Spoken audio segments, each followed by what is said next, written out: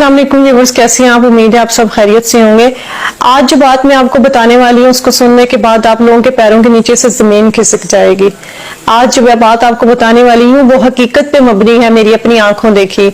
ये वीडियो देखने से पहले अगर आपके पास छोटे बच्चे हैं या 18 साल से कम उम्र बच्चे आपके पास बैठे हैं तो प्लीज उनसे दूर ले जाइए अपना मोबाइल और खामोशी से ये वीडियो जरूर देखिएगा। आपके 2 मिनट, आपके 3 मिनट शायद आपके बच्चे की जिंदगी के लिए बड़े जरूरी हो। तो बताना मैं आपको ये चाहती हूँ कि वो बच्चे, वो वालिदैन जिनके बच्चे वैन्स पे या रिक्शा में स्कूल जाते हैं, ये स्पेशली वीडियो उन लोगों के लिए है और उन लोगों के लिए भी जिनके आस पड़ोस के या रिश्तेदारों के बच्चे इन चीजों पे जाते हैं। तो वो थोड़ा सा मेरा कहने का मकसद ये है कि गौर करें कि क्या बच्चे वो महफूज हैं। तो कभी कभार साथ अपनी गाड़ी लगा लें, ये चेक एंड बैलेंस रखें कि बच्चे महफूज होके जा रहे हैं या नहीं जा रहे। ये बात मैं क्यों कर रही हूँ? हुआ कुछ यूं है कि मेरा जाना एक सोसाइटी के अंदर हुआ। वहां पे मैंने देखा कि एक वैन जा रही है, छोटे वाली जो कैरी डब्बा होता है, उसमें वैन के ड्राइवर ने, बच्ची छोटी थी, 4-5 साल की बच्ची होगी, जिस तरह छोटी छोटी बच्चियों को स्कूल भेजना स्टार्ट कर देते हैं, बिल्कुल अर्ली क्लास की छोटी सी बच्ची होगी।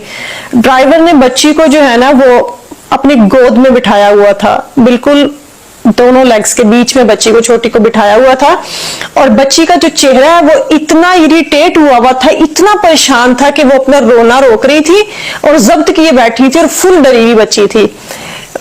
मुझे वहां पे काम था, मेरी नजर पड़ी कि गाड़ी बहुत स्लो जा रही है और स्कूल के यूनिफॉर्म में बच्ची है और बच्ची गोद में बैठी है। मेरी बात थोड़ी हजम नहीं हुई। पहले मैंने कहा शायद बेटी हो, ड्राइवर की बेटी हो, वो उसको लेके घर जा रहा हो। वैन में और बच्चे नहीं थे, बिल्कुल वो खाली थी वैन, खाली वही बच्ची थी और उसको यहाँ पे बिठाया हुआ था गोद पे। फिर मुझे थोड़ा सा हुआ कि अगर अपनी बेटी है तो भी साथ वाली सीट खाली है, बच्ची को इतनी भी छोटी नहीं है कि उसको गोद में लिया जाए। 3 साल का बच्चा भी हो तो हमारी कोशिश होती है कि उसको साथ बिठाए। मैंने गाड़ी थोड़ी सी साथ लगा ली, गाड़ी वो बिल्कुल स्लो स्लो चल रही थी और जब मैंने गाड़ी साथ लगाई तो मैंने देखा कि ड्राइवर ने, मतलब बताते हुए मुझे खुद शर्म भी आ रही है और मेरा जो है ना वो कह लें कि दिमाग फटने वाला हो गया देख के कि उसने अपने कपड़े जो है वो नीचे किए हुए हैं और बच्ची के भी कपड़े थोड़े से डाउन किए हुए हैं। मतलब इससे ज्यादा साफ अल्फाज में मैं आपको नहीं बता सकती, आप समझदार हैं, आप समझ जाएं कि मैं क्या बताना चाह रही हूँ। इस तरह किए हुए और बच्ची को उसने वहां पे बिठाया हुआ है और बच्ची फुल रोने वाली हुई हुई है। मैंने साथ लगा के हॉर्न शॉर्न मारे हैं, उसको रोकने के लिए कहा। साथ साथ गाड़ी उसकी चल रही थी, साथ साथ मैं कभी आगे हो रही हूँ कभी पीछे हो रही हूँ ना गाड़ी के, मेरी गाड़ी उस गाड़ी के आगे पीछे हो रही है कि चेक करने के लिए मैं उसको देखना चाह रही थी। जब मैंने ये सारी सिचुएशन पे गौर किया तो उसने स्पीड बढ़ा ली गाड़ी की और बच्ची को, इसी दौरान बच्ची को उठा के साथ कर दिया। गाड़ी वो भगाता रहा, मैंने भी गाड़ी उसके पीछे लगा लिया और उसके बाद वो एक और इलाके में एंटर हुआ। उसी सोसाइटी के बाहर का एक इलाका था, गलियों में जाके मेरी गाड़ी मुसलसल उसके पीछे रही। वो जरा मेरे से आगे था क्योंकि उसकी स्पीड ज्यादा थी, मेरे पास गाड़ी बड़ी थी और ऊंची थी और ऊंची गाड़ी में से आपको पता है कि चीजें ज्यादा नजर आती हैं, साफ क्लियर नजर आ रही होती हैं। उसको पता था कि ये अब मेरा पीछा कर रही है और इसने कुछ ना कुछ देखा है। वो तब तक रिलैक्स होकर उसने खुद को कवर कर लिया था, बच्ची को भी कवर करके उसने बिठा दिया था साथ वाली सीट पे कैरी डिब्बा में। घर के बाहर वो गया है, उसने बेल दी है और बच्ची उतारी है और उनको पकड़ा के निकल गया है।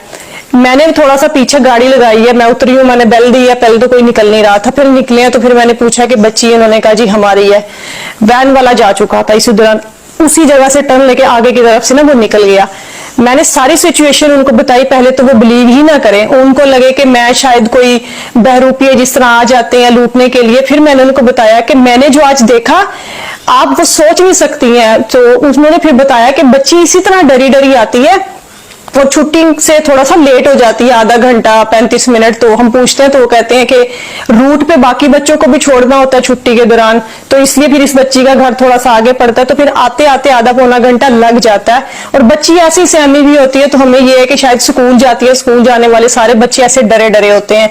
मैंने जब उनको सारी सिचुएशन बताई कि ये सारा कुछ आपकी बच्ची के साथ हो रहा है, क्या आपने कभी अपनी बच्ची से पूछा या बच्ची ने आपसे बताया और आप सिर्फ यही समझ रहे हैं, या आपने स्कूल जाके कभी पूछा कि बच्ची इतनी डरी सहमी आती है और वो बताती है कि मेरे पेट में दर्द हो रहा है, मैंने स्कूल नहीं जाना। हो सकता है वो डर स्कूल का ना हो, वो वैन वाले का डर हो کبھی آپ نے یہ چیز نوٹس کی ہے؟ سو یہ واقعہ بتانے کا پھر اس کے بعد انہوں نے پکڑا ڈرائیور کو، اس نے آنا بند کر دیا کیونکہ اس کو پتا تھا کہ اب میں پکڑا گیا ہوں. پھر بھی انہوں نے اس تک ایکسیس لی، اس کو پکڑا، اور اس کے بعد جو انہوں نے اس کا معاملہ کیا وہ ایک الگ کیس ہے. مجھے زیادہ لمبا میں اس کو نہیں جان سکی کیونکہ وہ کسی کا پرسنل میٹر تھا، میں اس میں اگلوں کو بھی عجیب لگنا تھا.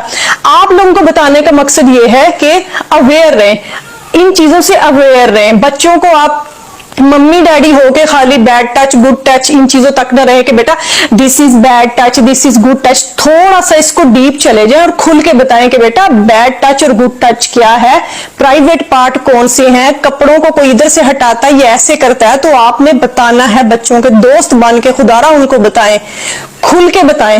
ورنہ آپ نہیں بتائیں گے تو لوگوں نے ساری شرمیں سائڈ پہ رکھ دینی ہے. بہت چھوٹے بچوں کا معاملہ ہے. پہلے ہی ہمارے ملک کے لوگ اتنے بھوکے کتوں کی طرح جو ہے وہ ہوئے پھر رہے ہیں کہ ان کا بس نہیں چاہتا کہ وہ کس کس کو نوچ کے کھا جائے.